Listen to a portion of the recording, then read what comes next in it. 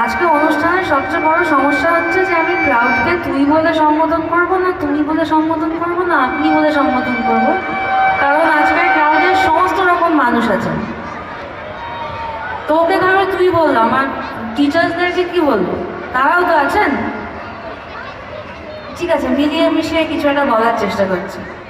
যাই হোক, আমাদের কালকেও শো ছিল, আজকেও শো আছে, এবং কালকে ছিল বক্রেশ্বরে, সেখানেও ভীষণ ঠান্ডা। আজকে এখানেও ভীষণ ঠান্ডা।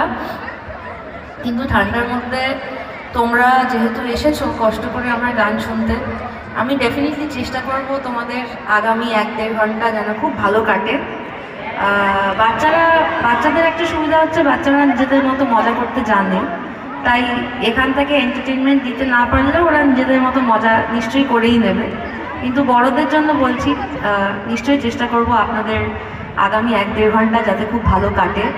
যদি আপনাদের ভালো না কাটে, যদি আপনাদের অনুষ্ঠান বোরিং লাগে, ওখান থেকে বলবেন আমাদের যে খুব বাজে হচ্ছে অনুষ্ঠান বা কিছু একটা, তখন আমরা চেষ্টা করব অনুষ্ঠানটা আবার ভালো করে করার। মোটামুটি সমস্ত চেনা গানই গাইবো, চেনা গান, জানা গান, যেগুলো তোমরা সবাই জানো। 1-2-3টে হয়তো একটু অজানা গান গাইবো।